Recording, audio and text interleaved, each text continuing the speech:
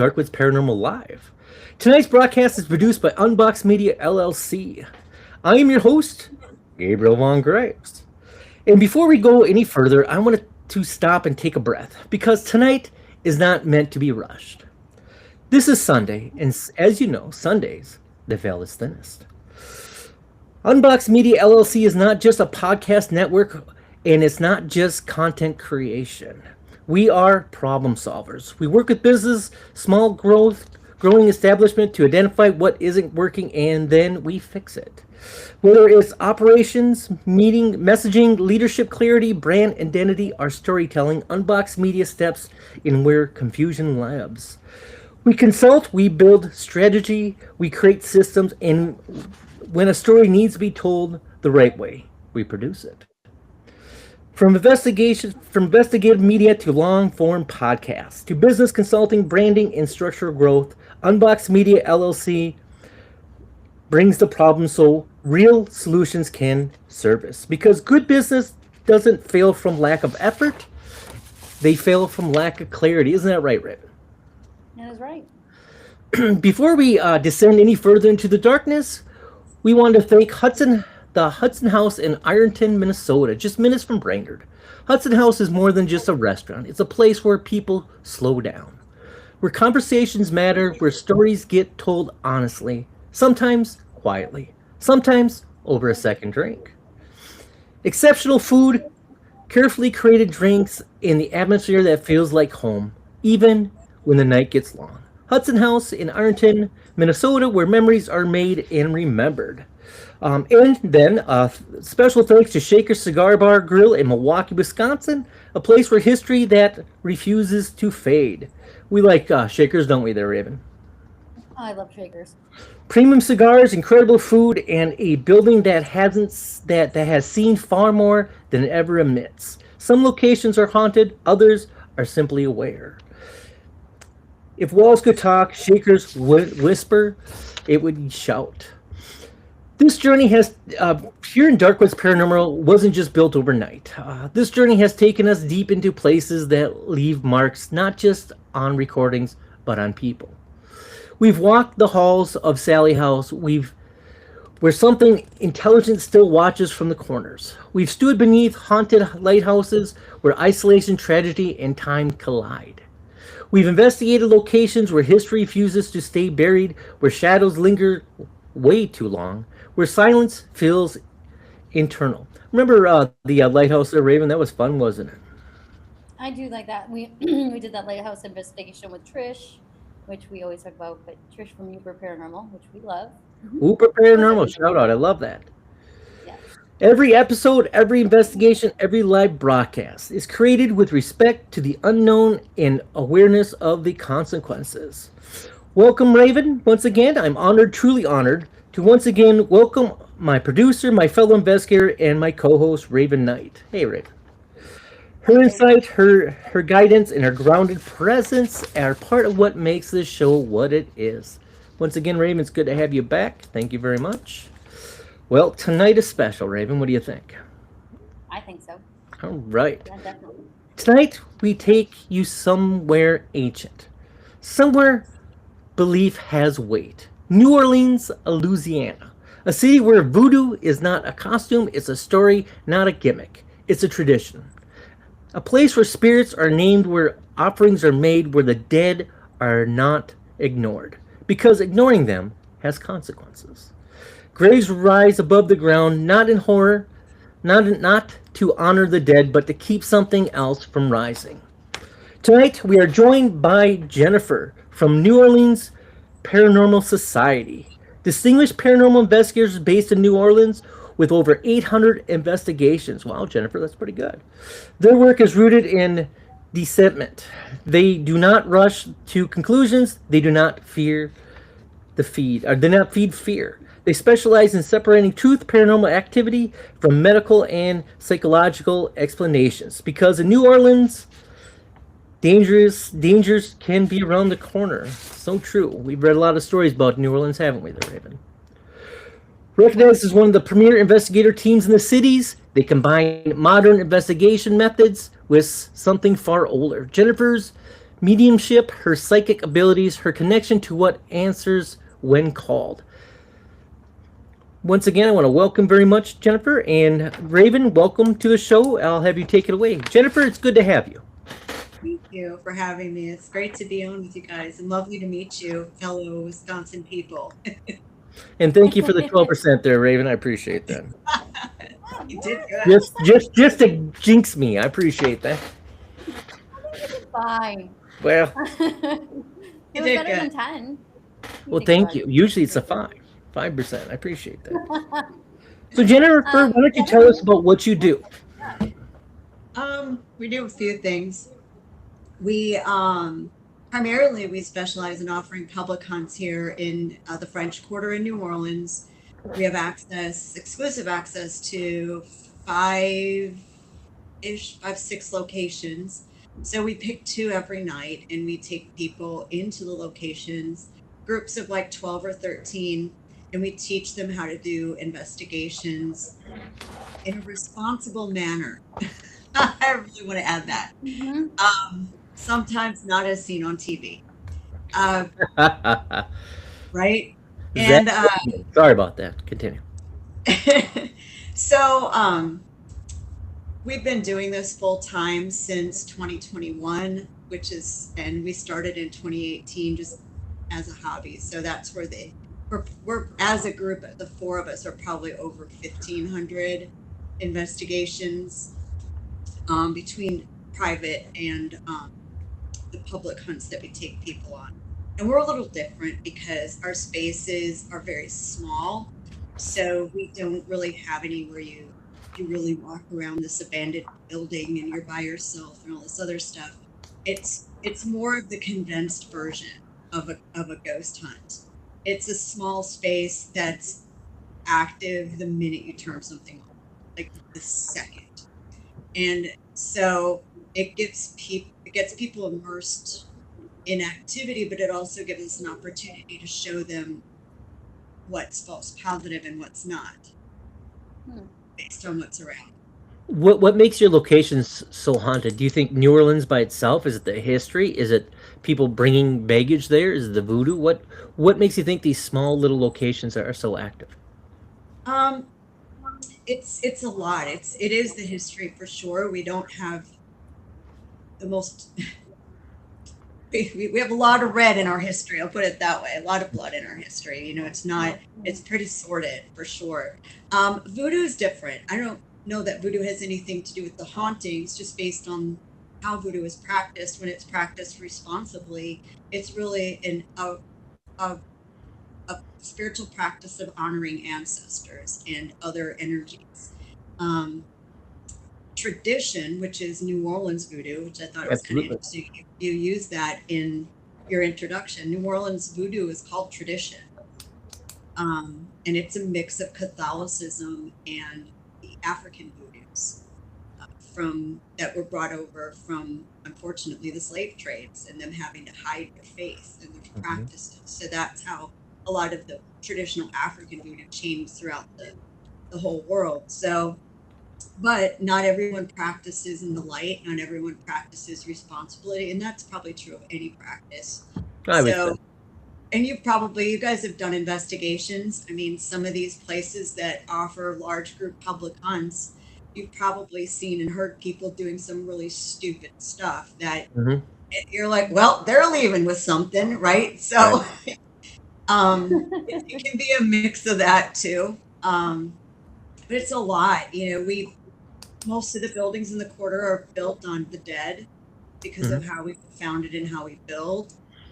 We build out the city. So it's just we embrace spiritual practices that are considered non-traditional, and then add the Native American aspect to the area. So let's just shake this all up and see what falls out, what happens, right? Are you comfortable talking about some history of New Orleans? What Sure. exactly, how, for people like me, how is New Orleans built? What's it built upon, and what is the foundation that makes it such a magical place? The ground the French Quarter is built on was an old Native American trading post. We had the Houma, the Tchoupitoulas, and a few other Native American tribes here. And when Iberville and Bienville, the two French explorers, finally found the mouth of Mississippi from the Gulf going up, not down, they had passed by here and found this land, but then they were trying to figure out how to go the other way. And once they figured that out, they had reportedly made a deal with the Native Americans. I'm not sure how that worked out with the tribes. I'm sure we'll find out at the Paracon what their opinion of that is. And this was the highest ground. It was never meant to be settled because during the rainy season, everything flooded here.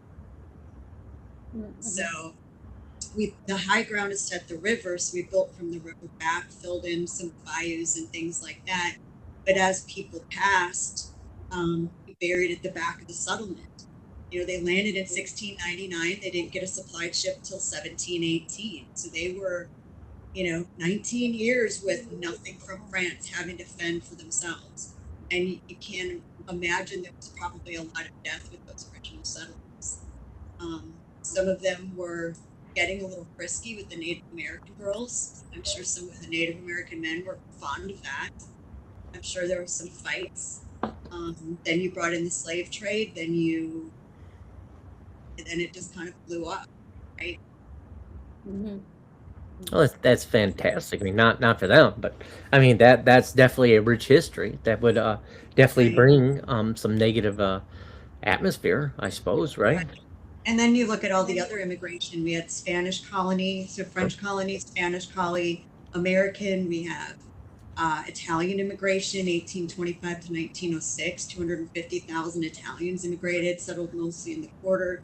That brought the Black Hand, which is mafia. We have Croatian immigration who took over our oyster. We had Chinese who were enslaved as well, working on the railroads with the African slaves.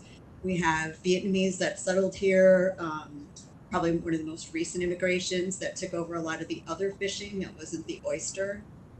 So we had German, we had the German coast, which were the guys, people from what is now Nova Scotia in Canada. They were kicked out. You had Irish that were also, I wouldn't say enslaved, but they were not thought highly of. So if you add all of that in one very small space, I mean, you get a lot. Absolutely. So a land that's definitely unsettled.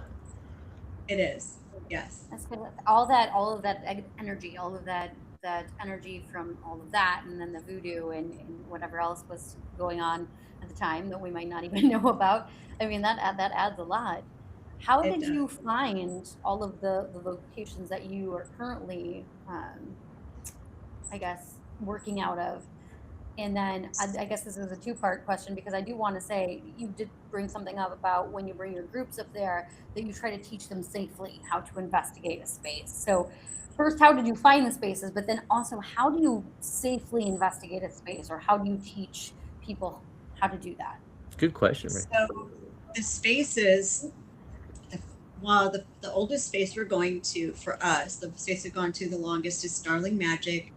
That's Priestess Claudia Williams' personal residence. There's a dependency building in the back that's not occupied to lets us use. That was my first investigation as a birthday present in 2018. A friend of mine just took me on an investigation. Chris was a total non-believer, used to make fun of me. Oh, those ghost shows are stupid, they're staged. And then he joined me for my birthday, and even he couldn't explain a few things that happened. Who are you talking about? Christopher? Chris, my husband, who's also... He's a good man. I just talked to him. I got to tell you, he seems like a good guy. Such a believer. No skeptic.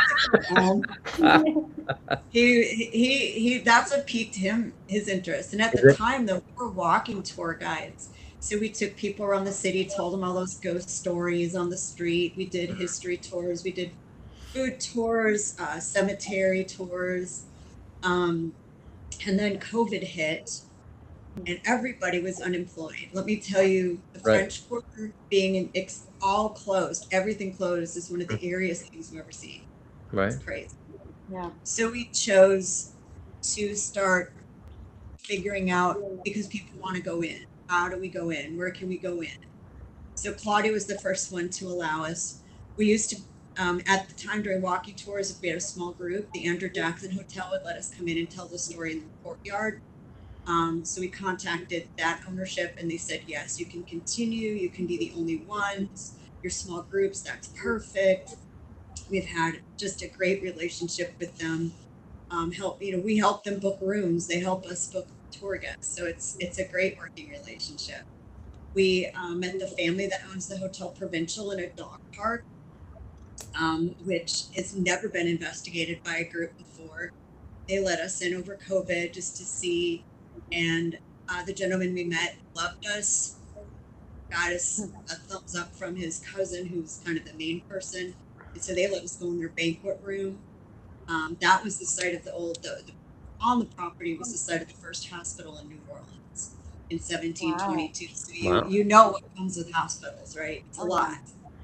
yeah. And then we have another space, Hands of Fate, which is the building on St. Philip was the Religious Order of Witchcraft, founded by Mary Oneida Tuke. She was the first person to found a state and federally recognized actual 501c3 Al Bundy would be jealous church of witchcraft. And second in the country, first in the state.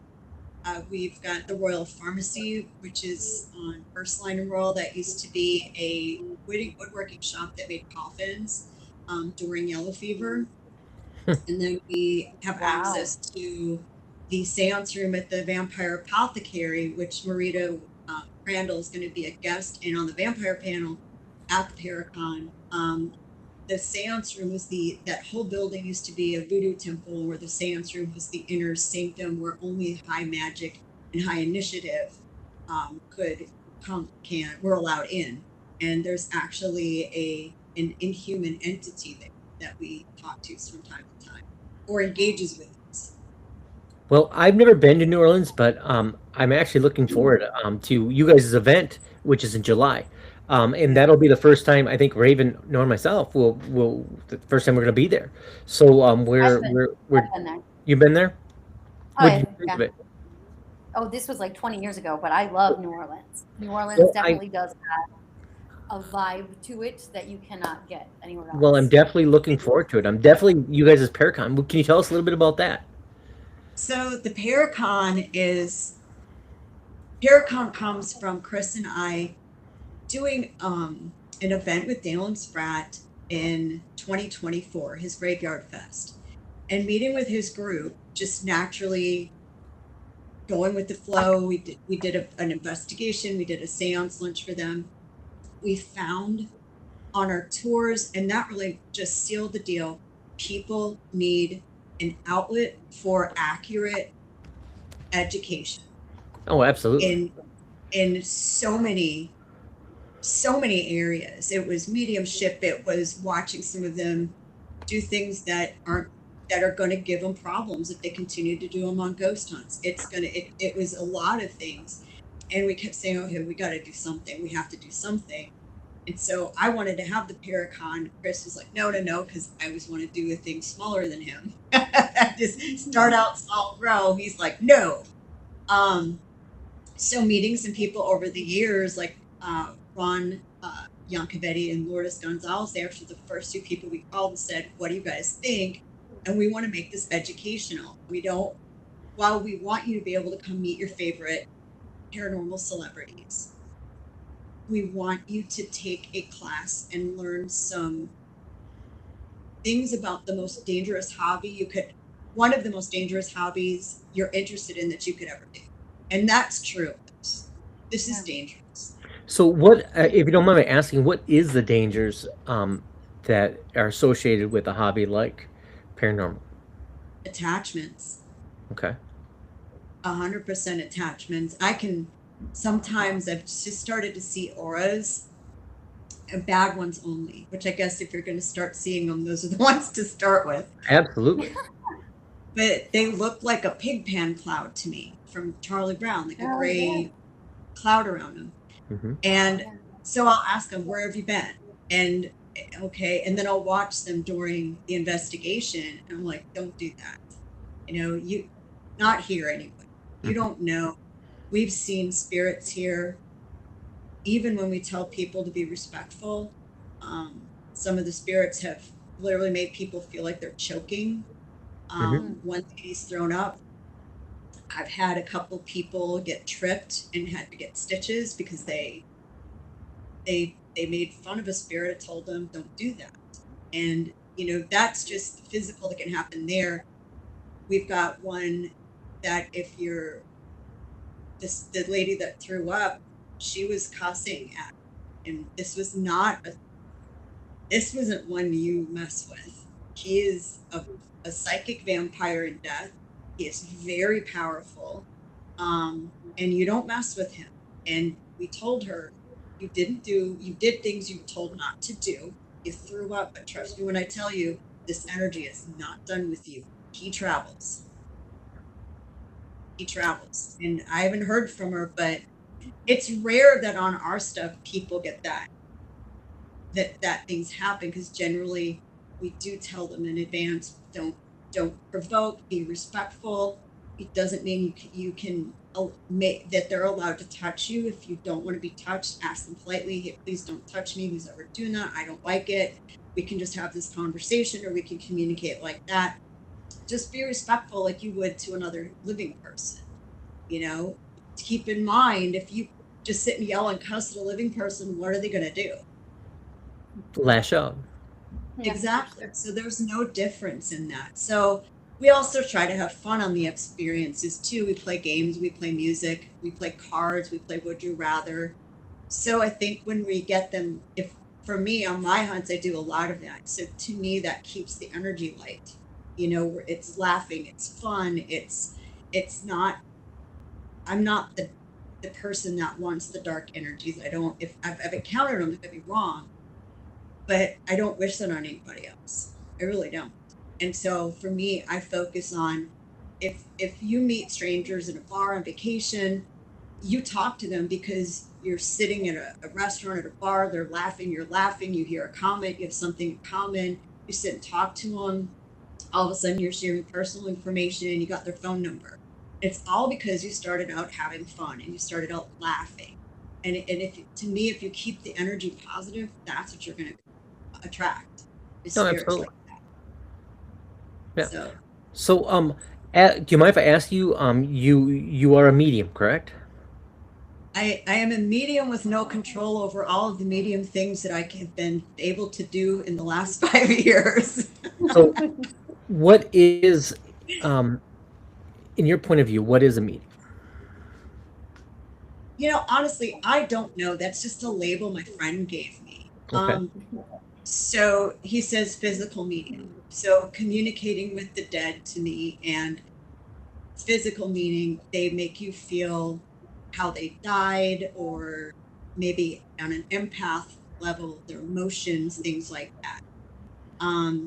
But for me, it's living and dead and animals, and it doesn't stop.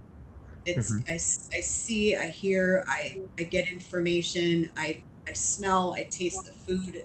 I work, so they train you, or he trained me in one of the things that is, he's spiritualist church trained. And he said, if you start getting information, ask them what color their hair is, their eyes, all the other stuff. I I didn't like that. I mean, because if you're in a room full of people and you say someone with dark hair is coming forward, and what's the dominant gene in the room going to be? And you're Dark. going to look like this fraud madam, trying to pull stuff out to go, yes, they begin with an R, I mean an S. You know what I mean? So I mean, It's a person with eyeballs. Yeah, I get yes, it. exactly. Right. The lips, the facial hair, no facial hair, right?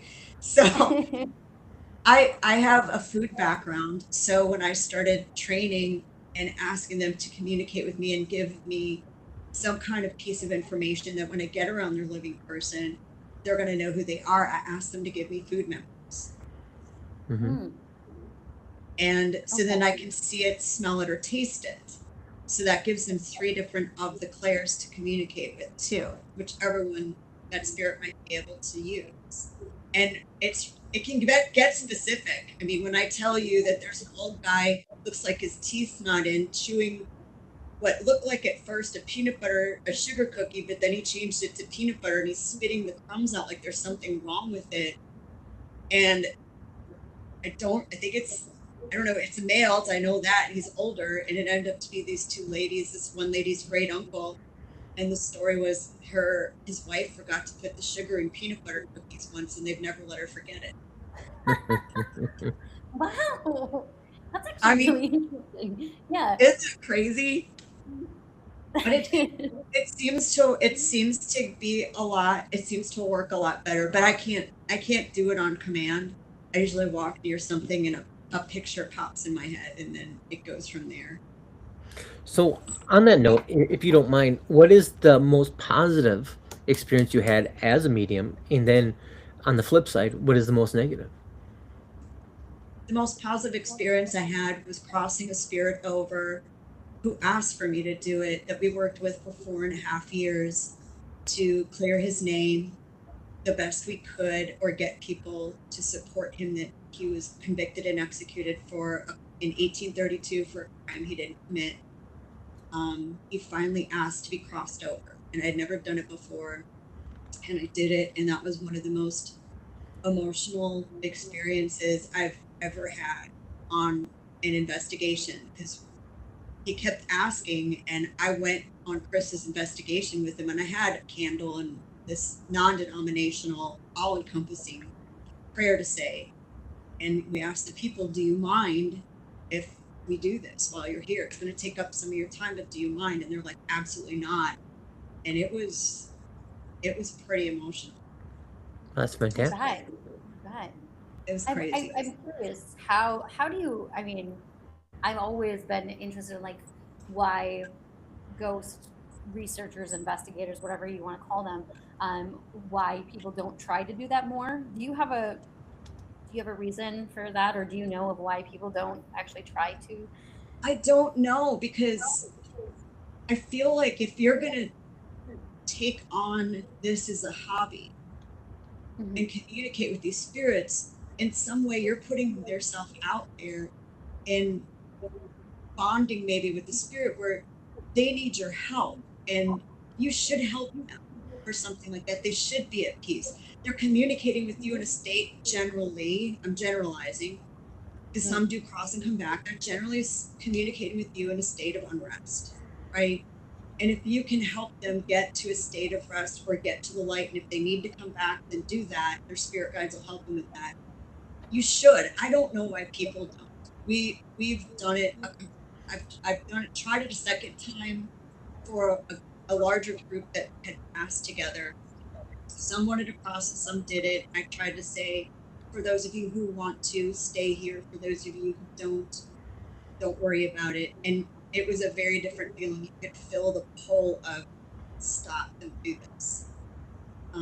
So maybe it wasn't their, whether they wanted to or not, it wasn't their time to cross. I don't know. But I think that's our responsibility. We should be more responsible to do those things. Well, that's fantastic. Yeah. I really do. I think sometimes what it is people go and they're just doing it for entertainment purposes, and they just get so, like, maybe I shouldn't call it Ghost Adventures, but the whole whoa of Zach Bagans, right? And that's how people are, and a lot of them don't look at it as, we're here to help the spirits, which is really, I think, kind of unfortunate, because if you do have people who are spirits in that kind of, if you don't do it that often, then, I mean, I'm sure you remember the first time you heard an EVP or got this piece of evidence. Honestly, what hooks you into this is that adrenaline rush of that evidence. It really, that's real. And I think there are some people who stay on that adrenaline rush and forget, I got to dial myself back into, what am I actually doing? Mm-hmm. What am I? Am I here for my own entertainment purposes? And then if you are, think about that for a second. Think about, you are expecting these spirits to entertain you. Mm-hmm. Well, on that level, if you don't mind, I think people that go in for selfish reasons, seem to attract more of the bad. All the popular shows that have dived into that, there's always been a bad ending to them. Sure. You know, Yep. There has you go looking for it. You play.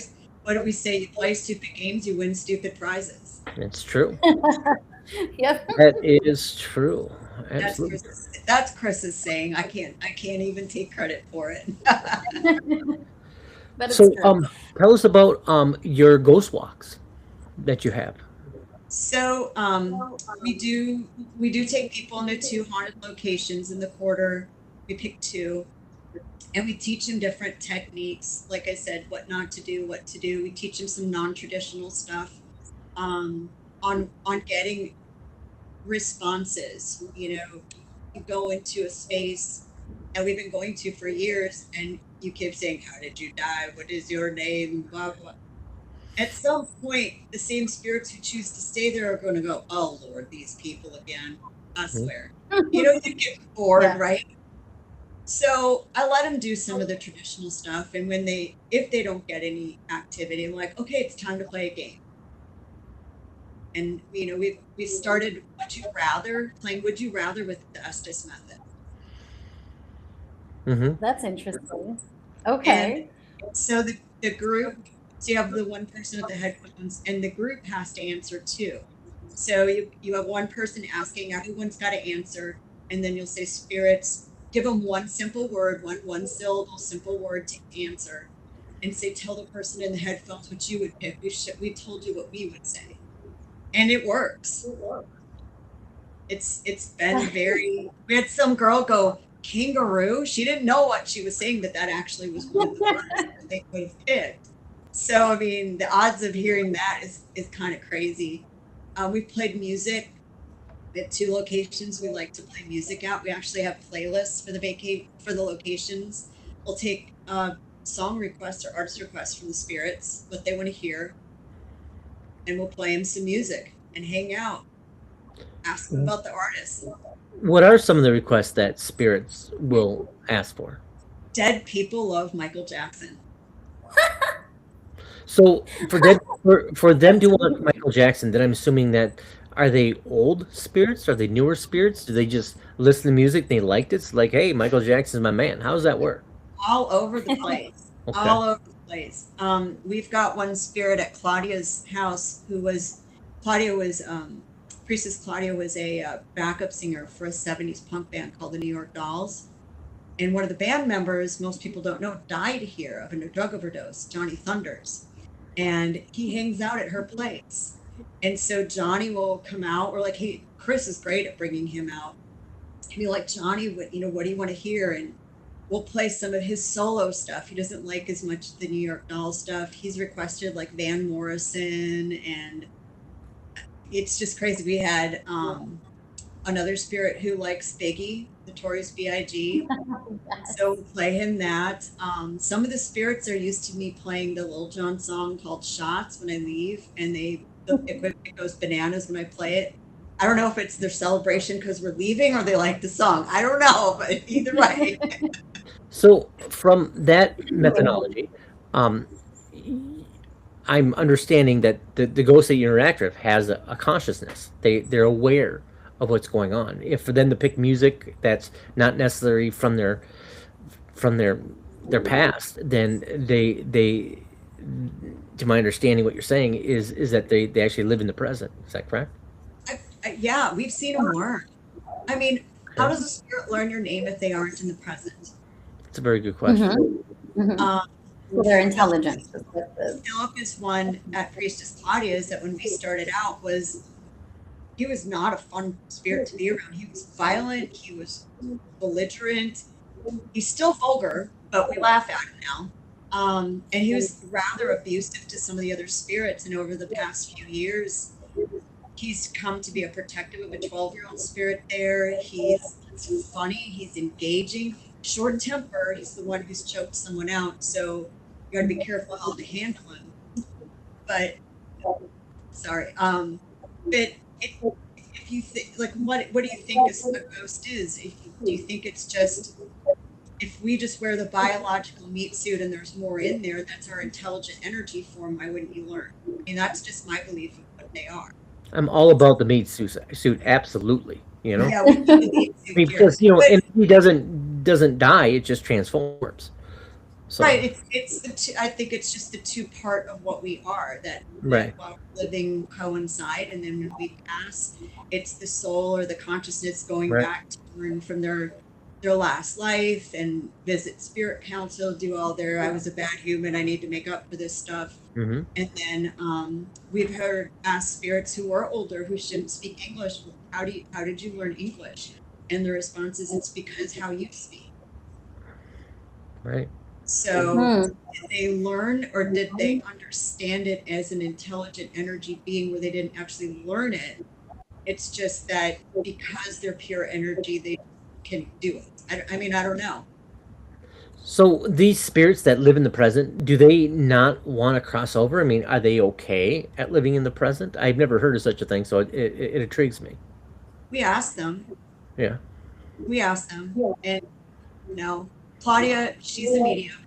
She could cross any of them over that want to, and she asks them regularly. We do. That's one of the questions I have the people ask on the tour. Don't ask the spirits if they're happy. They're going to tell you they're dead.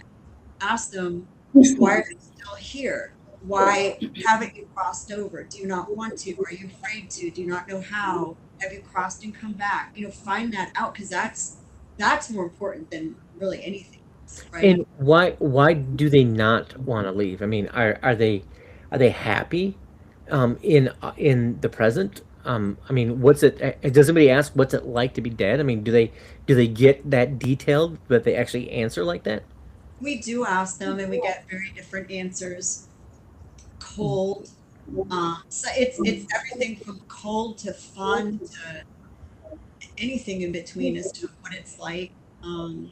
Why they don't want to cross. I'm happy. I miss my family. I have a contract. I'm supposed to be here. Um, Hmm. I What does the contract mean? What does that mean? it. I would say it depends upon who you ask. Okay. But the theory is that before we go into our body, if you believe in reincarnation, you do make contracts with the souls that you're gonna interact with. But in death, you can do that as well, where you are now said person's spirit guide. So, for instance, my grandmother is one of my guides, but she also has a contract to help my father who passed away because as a living person, he was pretty horrible. So, in order for his afterlife to not be as bad, she signed a contract to stay longer to help that healing process and help him make up for a lot of the bad that he did when he was alive. Well, if Wow. it's a contract, I guess the next question would be who holds the contract? Who makes the contract? Where's the contract from? Is this where we start diving into uh, God and Satan? I mean, who has the contract? I'm I curious. don't I don't know. I don't know if it's through a god or source that whatever people want to call it, through God. If it's through your spirit council who holds you accountable. I don't know that answer. I don't know. But if you believe in the fact that you do see a council after you've passed to do your what we call spirit life review, then you'd think that they're the in between to hold you responsible for that for those tasks. Okay, you did this, or you died suddenly, or you unalived yourself. So now you have to go get forgiveness from these people, or you have to give if you were killed suddenly. Maybe you have to help these people get closure or get the piece of your soul back. It could be a myriad of things, and so to me, the logical answer would be it would be that council that is over you that you meet. And it could be acting as like a liaison or a middle group from God. So by signing the contract, it doesn't seem like it's from free will. Because if someone gave me a contract and they're like, "Hey, sit here and serve," I'm gonna go with no bueno. You know, He could have said, I'm no, no, I'm no, out, total free right? will, Okay. total free will. You don't have Free. to. And what happens if you do not sign the What contract? part of it? The contract to stay or the contract to come back? I guess either. The contract to come back for reincarnation, you just aren't ready yet. Okay. And the contract to stay around would be your choice. My grandmother didn't have to do it. Mm-hmm. And what happens if you don't fulfill your contract?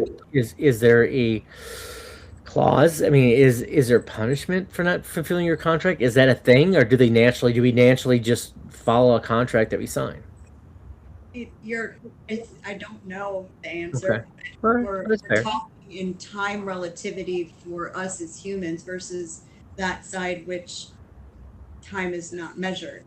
Mm-hmm. Mm-hmm. Time is. It just is. The existence is. So what is time for us? It's not that time doesn't pass, it's that we measure it as humans for a laundry list of reasons.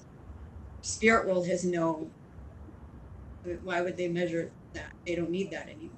Well, to have a contract, that's got to be a method of time, right? I mean, you sign a Or contract, you're gonna serve for so long. It's got to be a method or a measurement, I would or think. it's a list. It's a list. List? Okay. Like a punch list. You do this, this, and this, and then you're free. Wow. Or Interesting. maybe I've never heard that Or theory. So maybe after enough effort, then you're okay too. I Sure. mean, because you have to there earn are the right to move on. well, Okay. because there are people who lost relatives Mhm. that will never forgive that person. Right. Okay. So what happens? Are they just stuck in limbo even though they tried? You'd hope that it's the effort that matters too. I was gonna say maybe it is all just effort. Like you think about this could correlate to real life as well, you know. Like Yeah. your effort should eventually pay off. Hopefully that it's noticed somewhere that your effort eventually Yeah, pays off. you would hope, or maybe when the person who's mad passes too, then they have a sit down. I mean, who knows? It could be a bunch of different things, but I want to believe that everyone can somehow be forgiven, right? Somehow, especially if the person that did you wrong is sorry for it, I would want to think that you could be forgiven. I even mean, after death. right? Yeah, for sure. Wow, that's Yeah. really That's interesting. very I've interesting. never Huh. I've never heard of it like well, I guess I've kind of heard of a soul contract, but it's never been something that I've ever like really dug into. So it's a very interesting Seems topic that very you bring up. Beetlejuice-ish. It does a little bit, doesn't it? Where Beetlejuice has to sign a contract. That's kind of what I was getting through. And if you're signing a contract, someone's giving you the contract. Who is it giving the contract? Beetlejuice won out. I think. I mean, he did pretty good. I thought. Right. Amen. You know what? Hollywood, folks, Hollywood is not as creative as people think. A lot of the stuff's based on reality. Even Disney steals from truth. Not So, Disney. Disney? No. House at the No. Clock Walls, if you've ever seen Disney the with all the secrets buried beneath? No, I don't believe it. I won't Buford believe it. dust is a real thing, folks. Watch House at the Clock Walls. The It Haunted is Mansion was actually brought in. I love that stuff. That's all good stuff. I love watching those conspiracy theories about Disney. Unless they want to be a sponsor, I love Disney, and none of it's true. yeah, Then it's all true. All true. it's based on a lot of truth. It really is. It's very fascinating. Yes. Yeah. Yeah. So, what can you tell us about New Orleans? I mean, other than the past, you mentioned you met what's the newest ghost you've ever met, or spirit, if you will, versus the oldest? Vernon. I haven't met Vernon. Chris just said Vernon. I haven't met Hey, Vernon. Chris, good to have you back, brother. I missed you, man. Hey, buddy, how are you doing? Good, bro. We were just talking about how great you were when you were gone. I'm just letting you know. You've got like 3 minutes before we have Jennifer's very supportive, Chris. Just letting you know. Yeah, we got a new ghost at the Andrew Jackson. His name is Vernon. He likes to hang out on your upper left-hand side. Okay. I don't know much about him yet, but sometimes this thing can take years, Well, to get these names out. I mean, to get the details out of them. You know what I mean? So I take an approach of just slow and steady.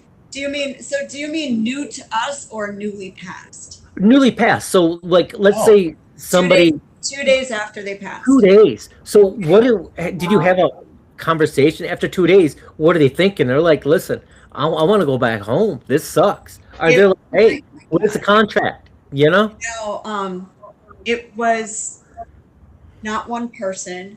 I can't get into too many details because it was a very tough situation for the people.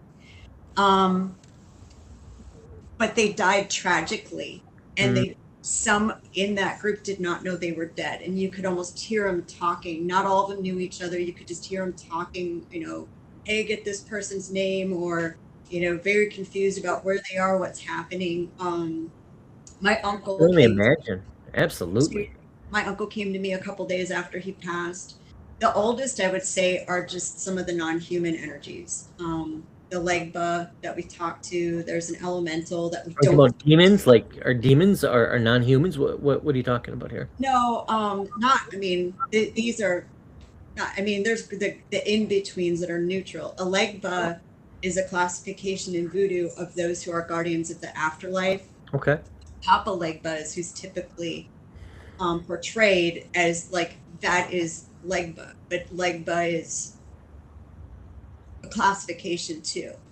And it showed itself to me as a beetle type thing, shadow. It's very interesting with like peg leg, coffee table legs. Peg leg, a pirate. I love it. Like 6 peg legs. It was so cute. Talked to Chris a couple times, said, oh, you're human. Doesn't answer who it is. The elemental we know is there, it watches us, but we don't address it. Claudia's told us. What's the elemental? An elemental, an energy created by nature. Okay. And we don't speak to it. Claudia said, if you name it, you claim it. Well, So no, we thank don't- you. Right.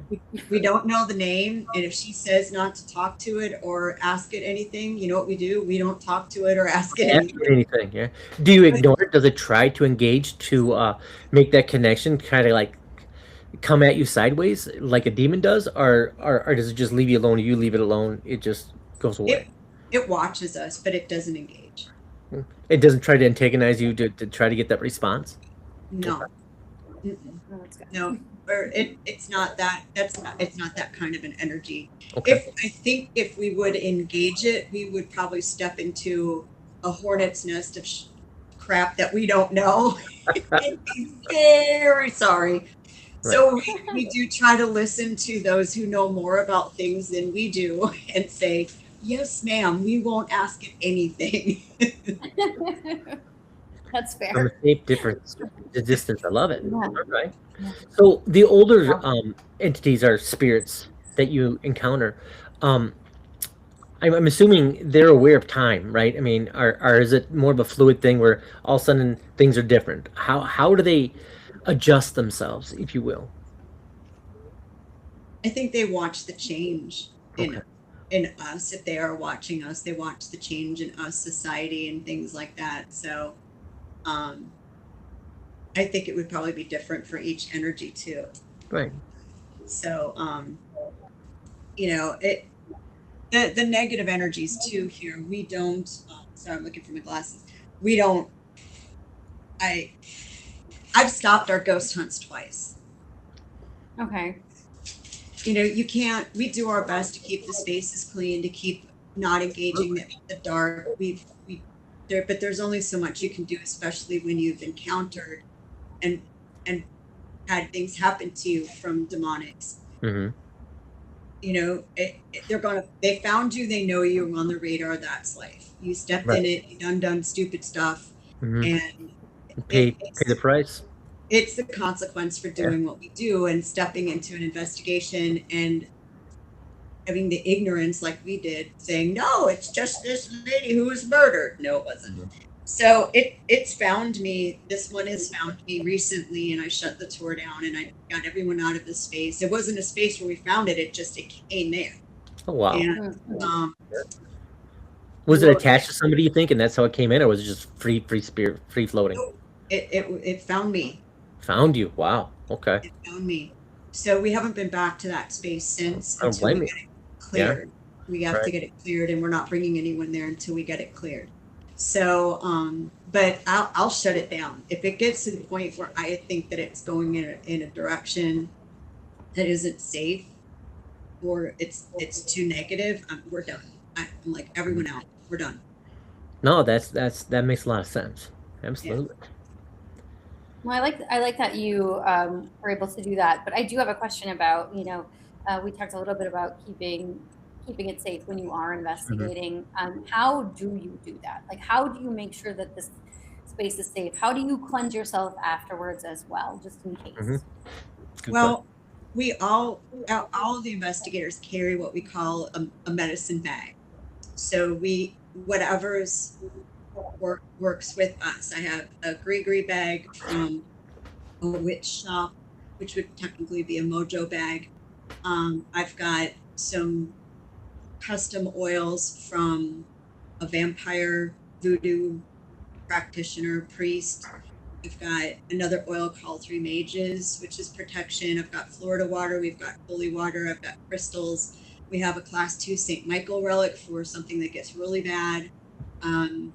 So we keep things that are native to here, that our spirits here would recognize, but then also people that use them would still believe in as well. Does that make sense? Because I think the combination is a lot of times it clears you. Right. I Absolutely. wash my floors with Florida water. I burn incense. I take salt baths. I mean, it's daily. It's just what it is. You want to do this is what you got to do. No, absolutely. Yeah. And Yes. from time to time, I have to go see somebody and get myself cleared off, whether it be the exorcist, Roman Catholic exorcist priest here that I've seen a couple times. I have a shamanic healer that does removals here. I've had to see. So and it's just the nature of where I live and what we do. It's That's not that we fantastic. And if for our audience, because you're so fascinating, how do they find you? What are the things you have going on? So yeah, real quick before I have to run, Yeah, you guys are a part of Paracon on New Orleans we're happy to be Paracon.com. part of that. Yeah. We're so excited. We have the Native American panel, which I announced on our podcast. So feel free to speak about it. It's going on the website this week with Okay. everybody's names. It's a very great opportunity. It's one of our general admission classes for people to be able to ask questions about Native American practices, spirits. Just Mhm. you don't get that. You just don't. And we've got John Zaffis is going to be our I the love God. John. Yeah. I'm so excited. I'm a fangirl a little bit. Yeah. We've got John. We've got Patty Negri. My friend Angel Morgan, who's a pet psychic, and she's going to be teaching pet communication. Oh, very cool. Ron Jacobetti, Lourdes Gonzalez, Letriana Terry Brown. We have Father Torres, Father Bob, Joe Frankie, Bill Slevin from the Warren Society. Hmm. I'm Sam Beltrusis. I know I'm going to forget somebody, and I'm just going to be so mad at myself if I do. We'll be mad at you too. It's fine. Don't worry about it. We're going to be speaking. We have Marita Crandall talking on a vampire panel, which is also GA. So you have to Oh, that's ask very cool. Very stupid cool. vampire questions. Stupid vampire questions. I love it. Voodoo Authentica is going to be there. Ah, I love it. Sounds like a restaurant. They need Yeah. to open a restaurant. So they're actually going to open the Paracon with the voodoo ceremony. Oh, They have a voodoo Wow. panel. So all Q&A, they're going to tell you a little bit about tradition cool. here and let people ask questions. And that's going to be both days. And then we have paid classes as well.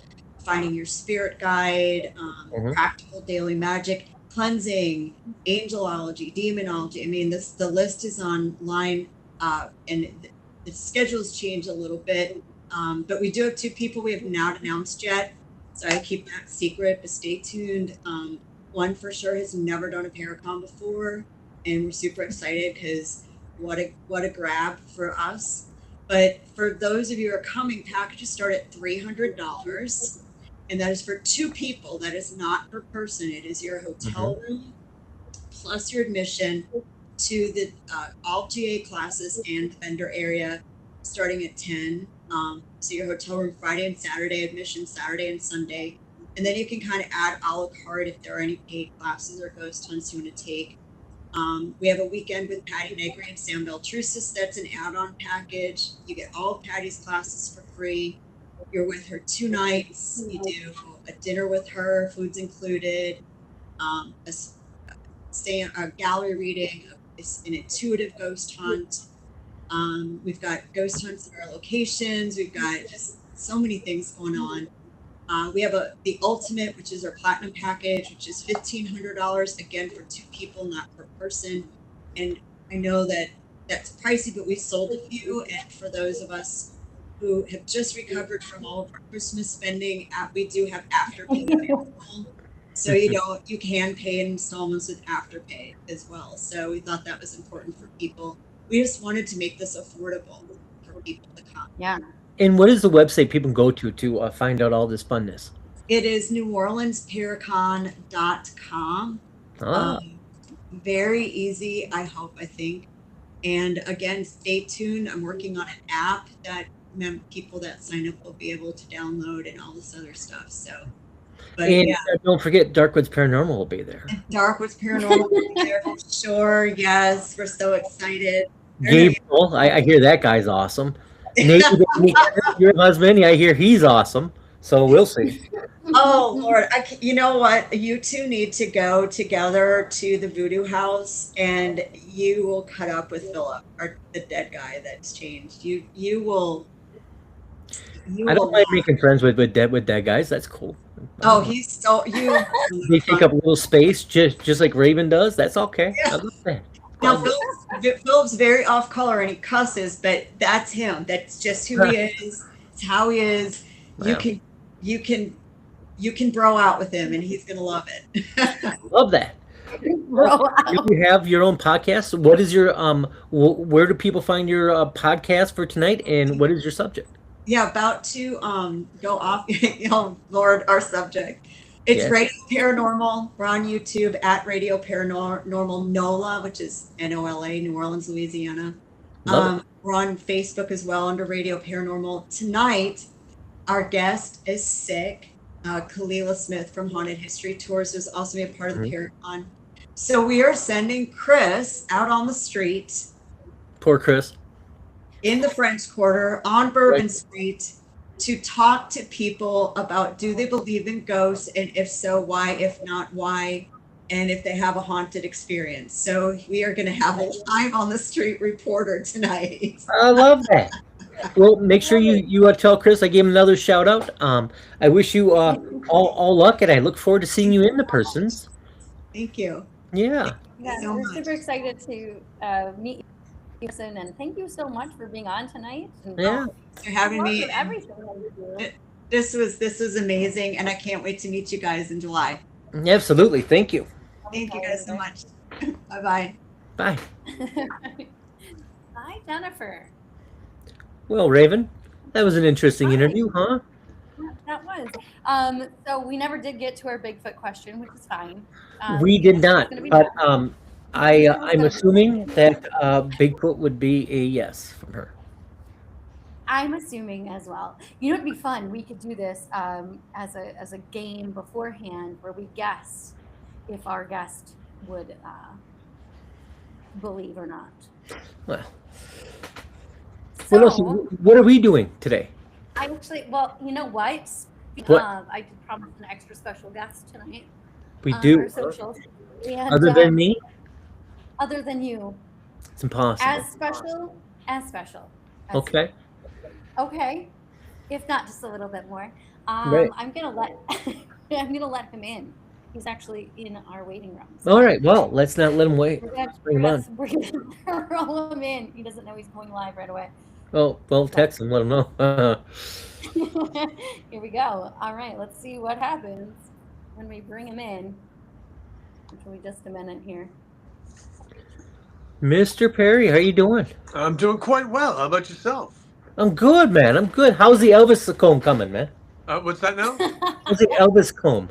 Well, you know, it's actually just over here. It's doing quite well. Thank you for remembering. Yeah, well, the last time we talked, you won it in the auction, and Yeah. you know, I was hoping that you would send us a picture of it or something. I was going to frame it, you know, but it's fine. You want to see it? No, the moment has left, sir. I'm Come sorry. on. The moment. Yeah, let me see it. The moment has never left us. Nothing that he's live. As long as Elvis is in our heart. Absolutely. Yeah. And still Hold on. alive. There's layers of security here I have to go through. Well, you got Get to keep it safe. That's what you just do. I was not even out of the parking lot at UPS when I picked it up before I took it out and started running it through my hair. There it is. Wow. Yeah, It's beautiful. yeah, it's beautiful. It's really nice. Makes me feel like the king every time I You use it. you look better already just after using it. I love that. Thank you. I got my little certificate of authenticity and everything Yeah. from Yeah. the young lady that worked there at Graceland. And anytime I'm having a bad day or a really good day, I celebrate with the Elvis comb. I've got plans for a shadow box and a picture and all these things, but currently I need it accessible. I feel like once I put it under glass, I'm not going to have that access anymore. What a sad day that'll be. You'll just have to stare at it and pretend that it's running through your awesome hair, man. Well, thank you. Thank you for remembering. How are you guys doing tonight? Good, good. So I hear you have a special event in next weekend. Yeah, TikTok, man, right around the corner. Going back to Yes. McIntyre Villa, one of my favorite little spots in Kansas. Love that building. Stephanie, the young lady that runs it, I think her energy is really what fuels the damn place. 'Cause she puts a lot into it, you know. But yeah, I'll be doing my Spirit Quest event there, and it's a new event series I started just like 2 years ago. But they really mean a lot to me. It's really not. I joke around. I'm like, you know, I invented a ghost hunting event where we don't ghost hunt at all. It's Love that. It's all about what's in here. You know, it's all about developing our own spirituality, learning about our connection. So we do a lot of, everyone's different, but I do a lot of various experiments and things with collective consciousness and ESP. Very good. We do things with cards and mirrors and drawings, and it's. But I think what people take away from it and what people like about it is that it's a spiritual growing experience for them. And for all of us, you know, it's almost like a meeting type thing. You know, we sit, we chat, we share, you know, with each other. It's not just me up there talking all night. You know, and I really enjoy it, and I'm looking forward to it because I love that part of the country, Kansas, Missouri, like really good people down there. It is. Yeah, We're in Wisconsin, so it's going to be warmer there. In fact, I'll be joining you there with Dave from Chumming with the Spirits. So Chumming with the Spirits. Yes. So I'm looking forward to meeting you again in the live, hanging out with you, seeing what you have to offer. Well, thank you. I will do my best for you, sir. And Wisconsin, one of my other favorite states, Wisconsin, Michigan. Wisconsin nice is a real thing. I like places where people are nice. And I mean, you guys have a ping pong table at the one of the airports there in Wisconsin, and no one steals the ping pong balls. Really? Like, if that was in Rhode Island, someone would have like defecated upon the table, broken the legs off it. There's no way you would ever play ping pong. There's no way. It'd be awesome. So here's to the good people of Wisconsin. Oh, good people of Wisconsin. Nice glass of water. Absolutely. Oh, all right, I'll do it too. Yeah, there you go. We all cheers together. Indeed. So what else do you have going on in the near? We start library lectures up right after we get back from Kansas. Just local stuff in Massachusetts and everything.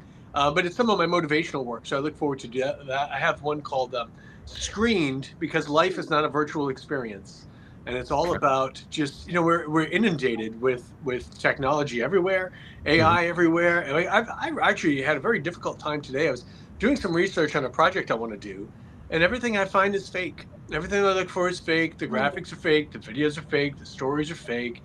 And, you know, you got to do a deep dive, but you almost can't fault people for being bamboozled by what they're presented, because, you know, you can't take anything at cover value anymore. And it's not even, you know, the first or second page of Google anymore. Like, you really got to dive if you want to find fact.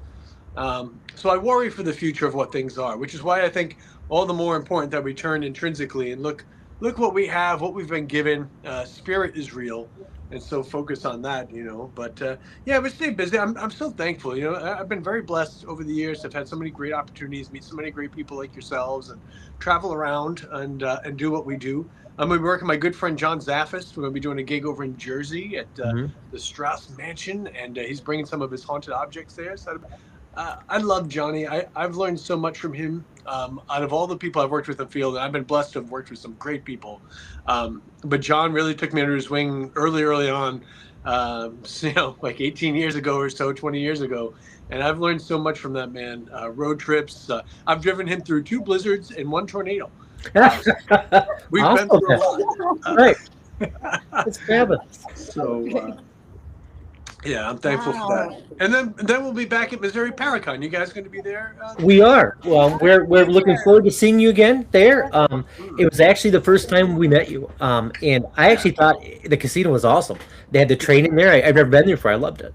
Yeah, me too. That was the train part was really cool. I like the fake outdoor sky indoors, so you Yes, don't feel yes. like you've been inside all day. Did you go to the concert afterwards? I did. I stopped by the concert for a little bit. Yeah.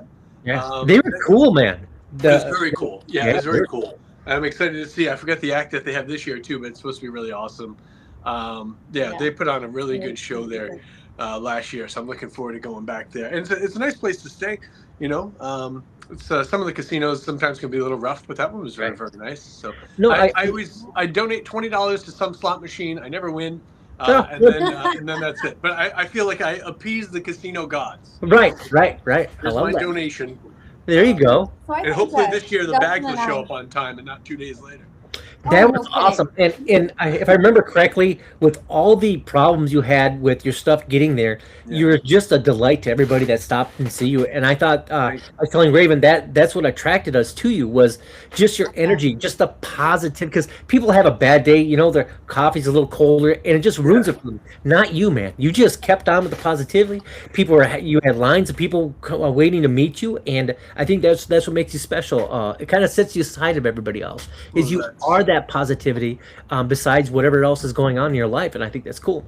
Well, thank you both very much. It was a pleasure to meet you there. And Yeah. all I had to give away at that table was hugs for like a day and a half. But you And know, you people did. You gave people away paid hugs. to come to the show. I'm Yeah. happy to do it. You know, it's okay. It's all right. Well, I think that was one of the things, like Gabriel said, that we went over there and decided to like go and introduce ourselves and talk to you, and you were so kind to just right away be like, I'll be on your podcast. Yeah. and you did a wonderful little video for my mom, who is a big fan, because Yes. I told you, Yes. my parents, Yes. my mom and I always like used to watch like some ghost hunters and stuff, so like Yeah. it was just a great. So she was so flattered. She's super excited when I got to meet you, and I'm happy to do those kind of things when I can. So thank you. Well, you definitely are a genuine, you're- decent human so being. great. So yeah. so great. I try. You know, I'm not without my problems and stuff too. But like you said, I try to make the best of whatever situation it is. And with traveling and everything, you can only expect so much. You know, we live in a very weird time now where We do. customer service is kind of, I think, at an all-time low. No one seems to care. Oh, yeah, absolutely. I tell that to Raven all the time. So I try when I'm out to eat or whatever. I tip well, right? Yeah. And then I always call them from their name and I'm like, hey, how are you today? And you look them in the eye because this is a human being. And I'm a big coffee guy. I go to a lot of coffee houses, and Sure. I noticed that even being generally nice to people you don't know is kind of out the window. And that's why when we meet people like you or the other guests that we name on this program, they're generally nice people, and it's good to see. And I truly do believe there's more good out there than there is bad. Unfortunately, people always remember the bad. For sure. You know, I've done countless conventions, traveled the world, met God knows how many people, and I'm very thankful to have had so many positive interactions. You know, but there's those one or two things that stick out in my mind. Yeah. You know, there's one or two people that come to the table and just say something really mean or disparaging, and it's what we remember, and it's just part of our human flaw. I think, you know. It's one of those things I often joke with people. I'm like, you could hand somebody the Mona Lisa and they'll bitch about the frame you gave it to them in. Right? Absolutely. We Absolutely. focus on that darkness all the time, but it's just one of those things. We have to train our brain to look for the positive. We have to train our brain to try to, you know, focus on those things and look for those good things, even in the bad days. And I don't really care for the fact that, you know, customer service is kind of going out the window. Also, the fact that our interactions are so limited with each other. I like to, you know, when given the opportunity, I like to go through the cashier's line and get checked out by somebody. But now sometimes when you go, they look aggravated that you're bothering them. Yes. You know, and I'm like, sorry, I thought this would be nice. But like at Dunkin', you know, Dunkin' Donuts is one of my favorite places to go. And on Mondays, if you use the app to order ahead, you get bonus points. Now, I normally don't like to use the app to order ahead because I like to go in and have that moment with the young gentleman or the lady at the counter in the morning. But on Mondays, I need to get that 100 bonus points because I need that free coffee at the end of the month. Right. We haven't done a TV show in a long time. Right. So right. we got, It's not cheap these days. yeah. No, it's not. And I get like a fancy iced latte, so it's like 6 change. But when I go in on the Monday and just pick it up from that slot, I still make a point to just raise it up and say, hey, thank you guys, like just something, Right. And I've noticed that in time, because there's a lot of turnover and stuff, but they come to know you. They come to know you by name. They know your order. And I think I dare say my coffee's made a little bit sweeter. It's made with a little bit of care. Like, hey, this guy's decent to us, like. The Christmas time, it was no great gift, but I went in, I bought a whole bunch of like scratch off tickets and I put them all in their tip jars and stuff. I'm like, hope you guys win something or just something different to break up the monotony. But just like you said, just looking at people in the eye, making the effort to use their name, to talk to them, it just makes a big difference. And I think that a lot of those little small nuanced things are going out the window, but not on my watch, my friends. I will continue to do it till they put me in the ground. So. Well, an act of kindness does go a long way, and I've noticed that as well, because it's so rare. And I think that's probably the worst part of it is people don't expect it. Right. And back in the day, you used to expect it. It was just common. Now it's uncommon. So thank you for being uncommon, sir. Happy to do so, but I get it because I even had an elderly woman comment to me because I held the door for her. She's like, how nice that you would do that. She's like, no one does that. That's like, it's a horrible thing that no one does it. This is a remarkable action, Yeah, right. But it should be the most commonplace thing that we do. And I find I have such great conversations with some people because of it. I was in New York one winter and I was heading back to my hotel, and there was this older woman on crutches that was hobbling down the road. And I remember her story. She just had knee surgery, and she already had knee surgery on the other side, so she was kind of like wobbling, and it was icy and cold. And I said, "Hey, can I help you in any way? Like, can I go get you an Uber or something? Like, I don't know where you're going." And she looked at me. She said, "Why would you want to do that for me?" Like accusatory, like hard-nosed New Yorkish. I was like, well, I feel bad because it's icy, it's windy, and you're obviously having a hard time. I said, I didn't mean anything ill by it. She's like, no. She's like, I'd like to sit and talk to you about this though. And so we went to this little alcove and we sat for a little bit and just chatted. And she was a remarkable woman. She told me a story about just up the road, across the street from this hotel there. She went to school. It was a Catholic school when she was a young kid. And all the nuns were yelling at her and the other girls because they ran to the window when the Beatles were checking into the I think it was the Waldorf Astoria across the street. Sure. She's like, I didn't care. I was going to see Paul. And I was like, this is a great moment, like. Where do you hear those stories, right? Yeah, I mean, that's cool. It was just awesome, but just it takes a little moment of just being kind. Or and it's sad, because I see like my daughter's 18 and I see a lot of the future generation, and it's, text me, don't call me. I don't want to talk on the phone. I don't want to talk in person. For them to make an appointment, my daughter's like, can you make the appointment for me at the dentist? I'm like, no, you're 18. You got to do that stuff yourself now. She's like, I hate talking to people on the phone. I'm like, but it's part of what you have to do. It's an important skill set. It's not texting for everything. Yeah. It's becoming a lost, conversation is becoming a lost art. Talking to people on the phone is becoming a lost skill. It's sad. And then on the other side, we have folks like our parents' age. I sent a picture of my cat Raisin that I did on a little AI platform in a Christmas thing today. Right. He's like, how did you get her to pose for that? I'm like, none of this is real. None of it's real anymore. Training. That's what happens. Yeah. Yes, it's lots of training. Well, Dustin, how do people find you? My friend, I know you're a busy man, and I appreciate you popping in. How do people find all the wonderful works you do, and how do they find you and the things you're doing? I appreciate just the opportunity to be here with you guys. Thank you for your time. Absolutely. No, I'm easy to find. It's just dustinparry.com. All my stuff's on there. All the events are on there. I'm thankful to say we already have like 20 events for this year. And good for you. Next year, we're going back to Key West again to hang out with Robert Udell. Key West has become one of my favorite spots. Yeah, call me in. I'll go there right now and wait for you. It's not a problem. Yeah. I'm on my way. Yeah. I'm on my way, Dustin. Let's go. Yeah, just go check it out. Just get it set up for us. And, yeah. I even have over here my friend. I'll get it comfortable. My friend David Sloan down there. He does all the haunted Key West stuff. Oh, that's cool, man. I like that. become one of my favorite shirts. And then when you go down there, you go to Kermit's restaurant and you get the key lime pie and you walk by Jimmy Buffett Studios. And I'm like, I belong down there. I feel like my heart felt Right. at peace, you know. I like small communities where you can just walk around and you don't have to drive everywhere and you get to know everybody. Like I was only there like 6 days, but I loved it. I just fell in love with the place. Like haunted dolls or not, like I just wanted to hang out there with the people. Right. And I'm looking forward to this year. You know, every year brings something new, new opportunities, meet new people, and I'm really fortunate to have a lot of things coming up this year, including even going all the way to France. And you never know, like the bonds that you make, the people that you meet.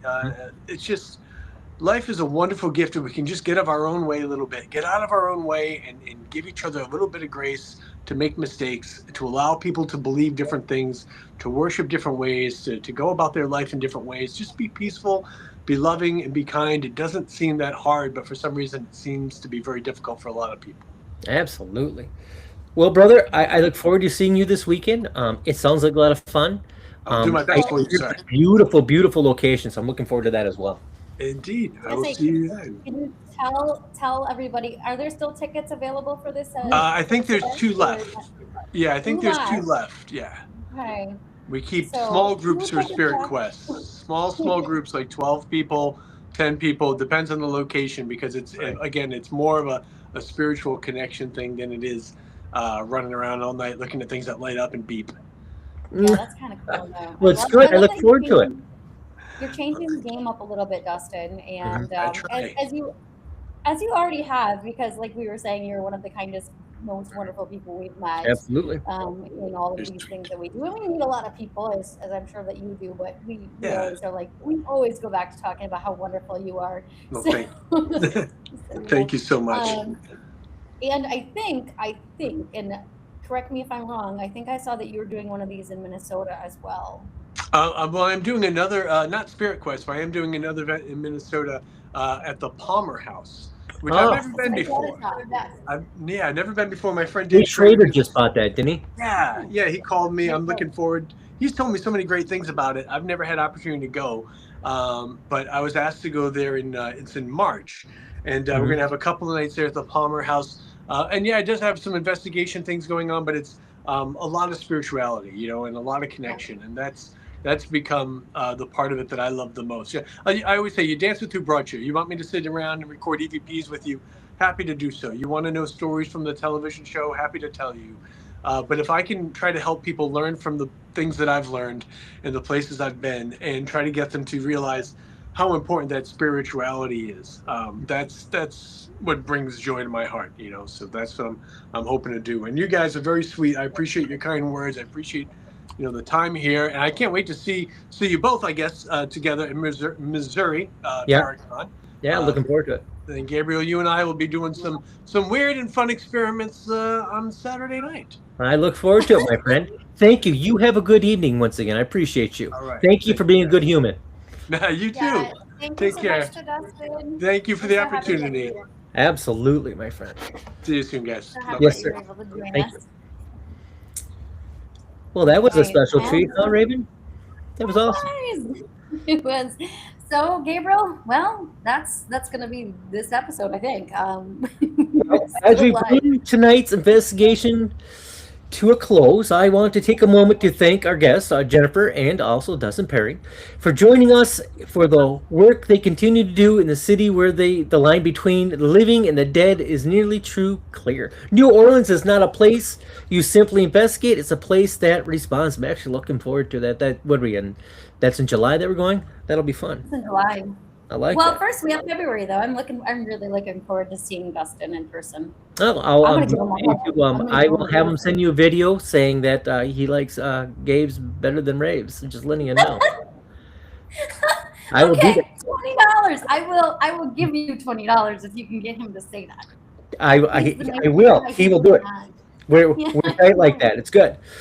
I also want to thank my producer and fellow investigator Raven Knight for her insight, her preparation, and her steady presence throughout tonight's conversation. Darkwood's Paranormal exists to explore what remains after history, tragedy, belief, and time have all taken their turn. This show is produced once again from Unbox Media, LLC. Until next time, stay aware, stay curious, and most of my friends, do stay safe out there. Stay safe out there and stay tuned on Saturday because I think we'll have some special things happening. So, Yeah, we'll try to do a live then. all right. Good night.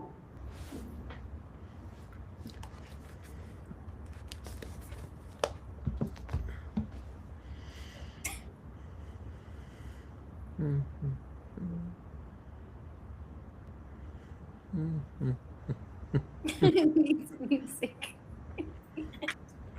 Okay, throw some music in. We go through We our little do. dance. Thank you for joining us. It's still going. Yeah, it is.